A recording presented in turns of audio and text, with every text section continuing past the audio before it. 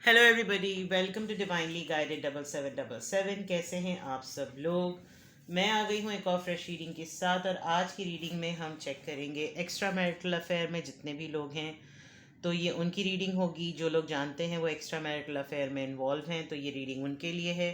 ये timeless, general और collective है। और डेफिनेटली एक्स्ट्रा मैरिटल अफेयर की सिर्फ दो ही कंडीशन है कि आप मैरिड होते हुए भी किसी के साथ रिलेशनशिप में हैं, या फिर आप एक सिंगल, डिवोर्सी, सेपरेटेड और इंडिविजुअल हो गए हैं, अब शादी के एक्सपीरियंस से गुजर चुके हैं, then you are planning for again, you are planning for to get remarried. ये वाला भी एक एक्स्ट्रा मैरिटल अफेयर का सिनेरियो हो सकता है।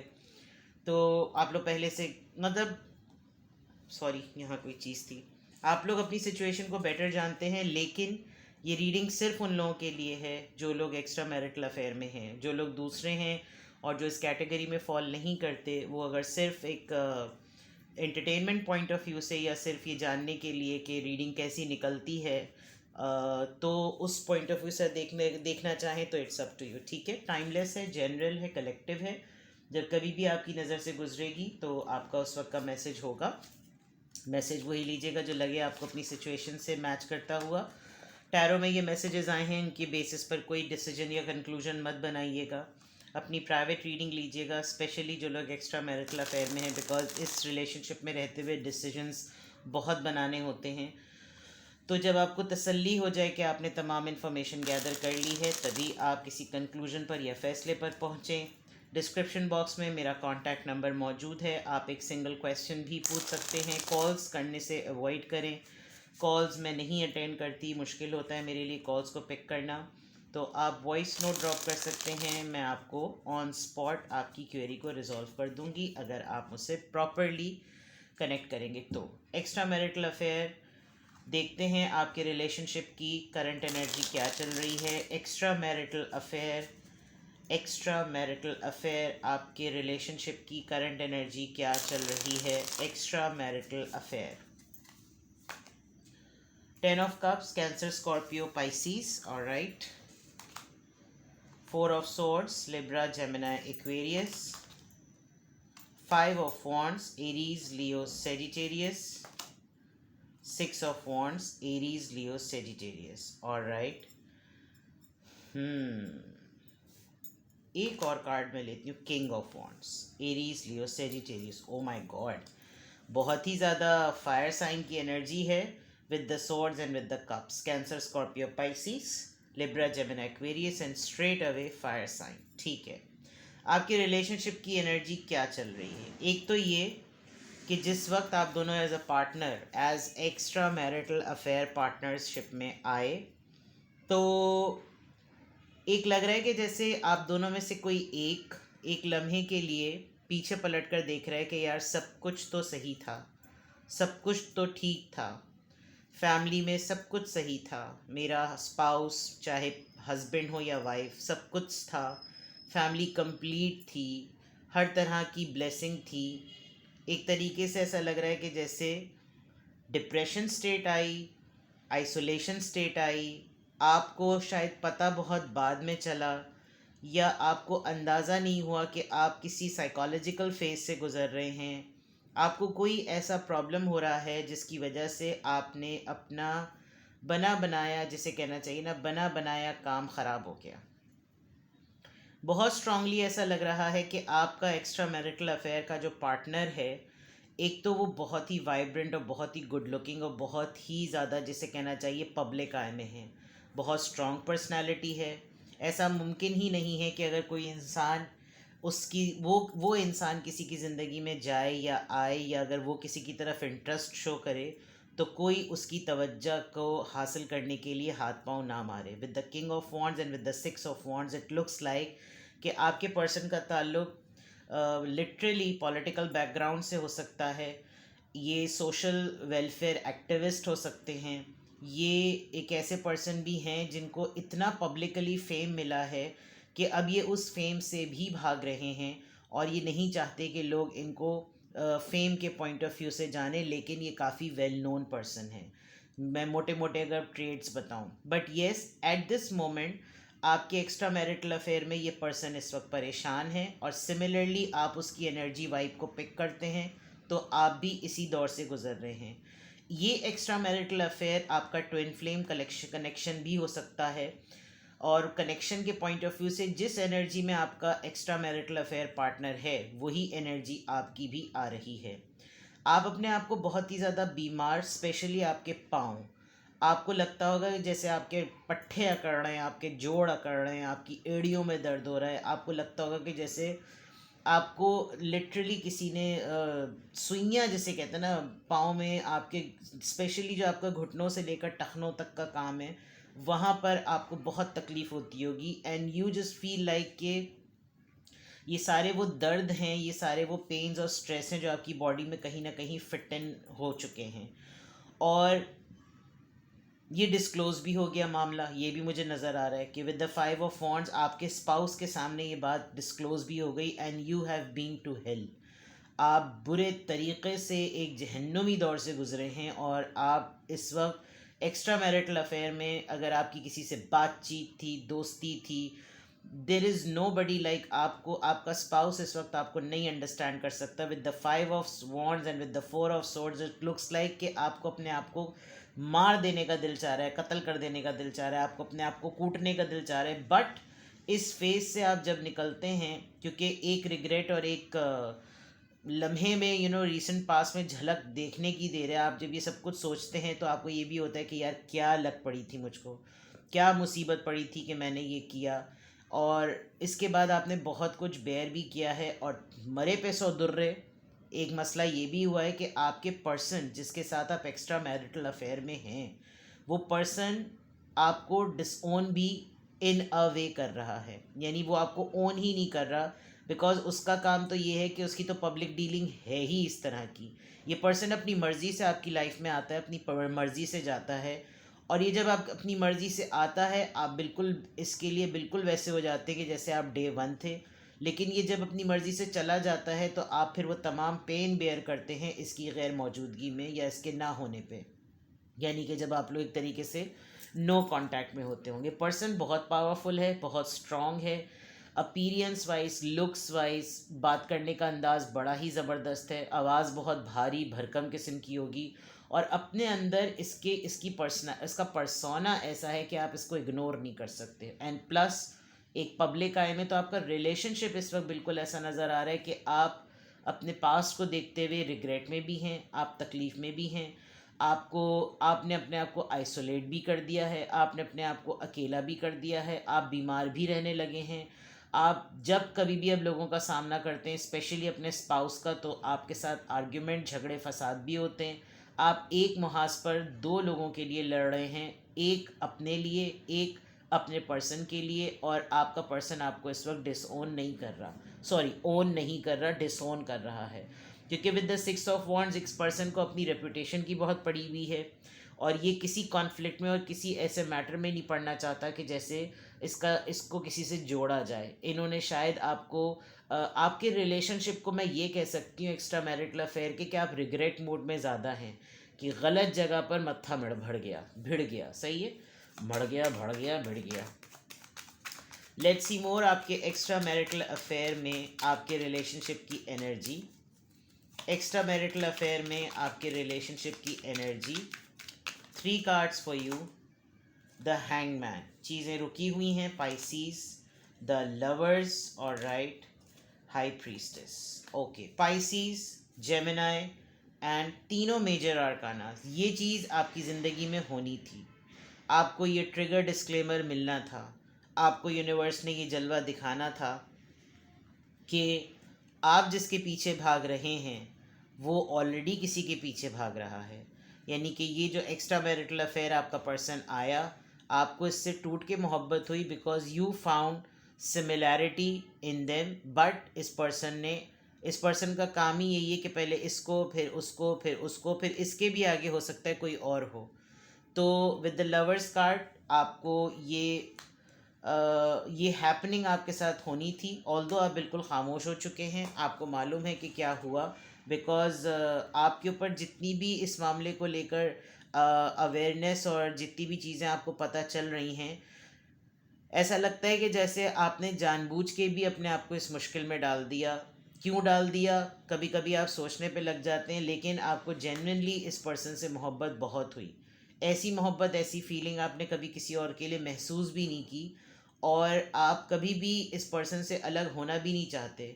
लेकिन अब आपकी ज़िंदगी का दोराहा एक ऐसे मोमेंट पर आ गया है, एक ऐसे लम्हे पर आ गया है कि आप कुछ भी नहीं कर रहे, ना अपने लिए, ना अपने स्पाउस के लिए, ना अपनी फैमिली के लिए, कुछ नहीं कर रहे हैं। आपने सिचुएशन को, हालात को बिल्कुल रोका हुआ है।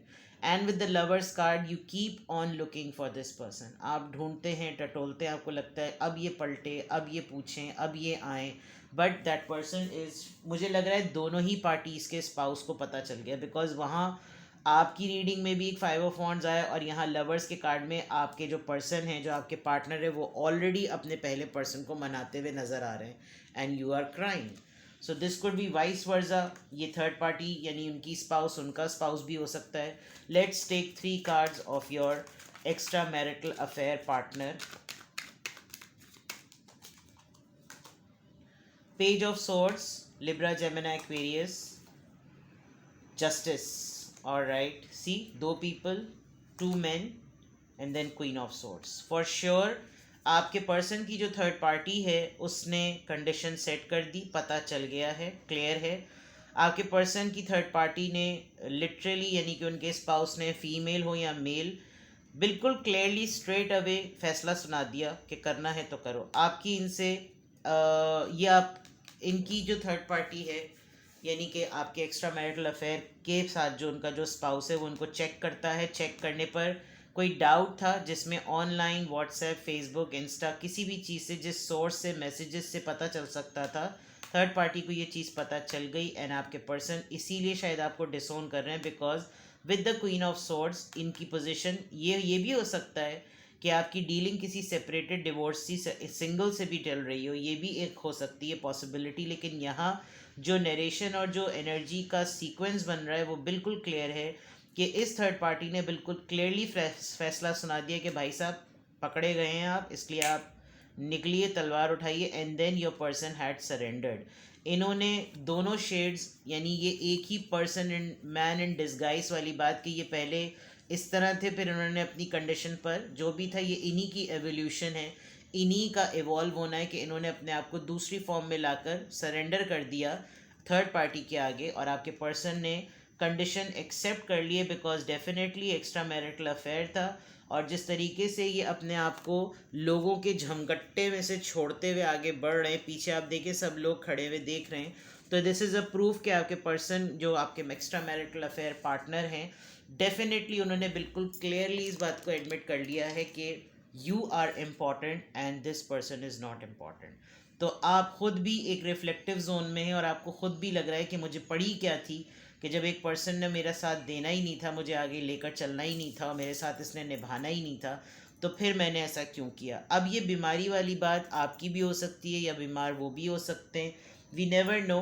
बट यहाँ पर जो रीडिंग पॉइंट ऑफ व्यू से जनरल आया, कोई एक तो बीमार है। अभी ये 2 कार्ड्स बिल्कुल डिफरेंट है, ये आपके हैं और ये आपके third party, sorry, extra marital affair partner के हैं। लेकिन ऊपर जो जनरल एनर्जी है, उसमें जो तबीयत की बीमारी है, जो बीमारी की हालात हैं, जो सूरत हाल है, वो तो दोनों में से किसी एक की भी हो सकती है। स्ट्रेस हो सकता है, मिजाज में ख़राबी हो सकती है, आइसोलेशन हो सकती है, दुख तकलीफ़ें हो सकती हैं, एंड आर्ग्यूमेंट्स बहुत ज़्यादा हो रहे हैं। लेट्स सी मोर, और देखते हैं एक्स्ट्रा मैरिटल अफेयर में आपकी फीलिंग्स क्या चल रही हैं आजकल। एक्स्ट्रा मैरिटल अफेयर की मैं रीडिंग कर रही हूँ, आपकी फीलिंग्स क्या चल रही हैं। Extra marital affair, extra marital affair, आपकी फीलिंग्स क्या चल रही हैं। जबकि आप मुझे बहुत ही ज़्यादा साइलेंट, पॉज्ड और बहुत ही कीन ऑब्जर्वर, और बिल्कुल खामोशी से सब कुछ ऑब्जर्व करते हुए नज़र आ रहे हैं। आपको किसी ने एडवाइस भी किया है, आपने अगर किसी से डिस्कस किया तो किसी ने आपको अपनी फैमिली के मैटर्स ठीक करने के लिए कहा भी होगा कि खामोश हो जाओ, पंगा मत लो।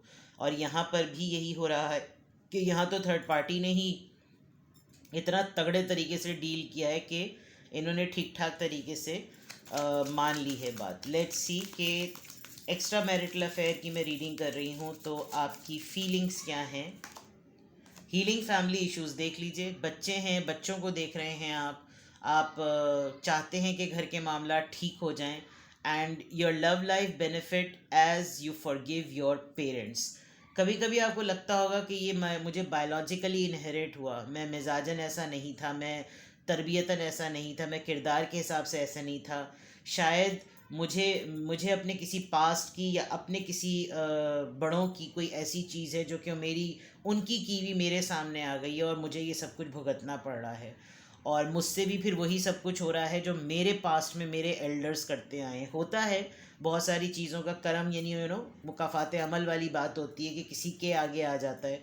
ऑल्दो ये प्लान नहीं था. Yes, attraction, extra marital affair, ये तमाम चीज़ें फैक्टर्स ज़रूर होती हैं, लेकिन वही वाली बात है कि फिसलने में वाली बात हो जाती है. तो ये एक मैटर है. हीलिंग फैमिली इश्यूज, डेफिनेटली आप अपनी फैमिली को हील करना चाहते हैं, बच्चों को देखना चाहते हैं, आप अपनी पार्टनर को देखना चाहते हैं, यू वांट थिंग्स कि वो जल्दी से ठीक हो जाएं. फ्लर्ट एक प्रॉब्लम है आपकी. आप प्लेफुल एनर्जी में रहते हैं जिसकी वजह से अगले को मिक्स सिग्नल्स मिलते हैं और आप बहुत अरसे तक टेंस सिचुएशन में नहीं रह सकते. आपका थ्रेशोल्ड जो होता है वो बिल्कुल ओवरलोडेड या ओवर फ्लडेड होने लगता है और इस वक्त ऐसा ही लग रहा है कि यू नीड समबडी कि आप लाइट हार्टेड हो जाएं. आपको किसी से डिस्कस करने की बहुत ज़्यादा ज़रूरत है. And I think you are good enough to have flirt but you are not at. आप कभी अगर आपके स्पाउस से आपका कन्फ्रंट हुआ होगा तो आपने कहा होगा कि यार मैंने तो सिर्फ बातचीत की थी, यार मैंने तो सिर्फ, but things are messed up. ठीक है. आपके एक्स्ट्रा मैरिटल अफेयर पार्टनर की फीलिंग्स चेक करते हैं क्योंकि हाल तो वहाँ पे भी बुरे चल रहे हैं. एंगेजमेंट, ये शादी नहीं थी, ये स्पाउस नहीं था, हो सकता है ये फियांसे वाला मैटर हो और ये कंडीशन सेट कर दी होगी कि अब फ़ौरन करो इस चीज़ को, इस रिलेशनशिप को आगे बढ़ाओ वरना निकलो मेरी ज़िंदगी से, मेरे पास तो ऑलरेडी 2 लोग मौजूद हैं.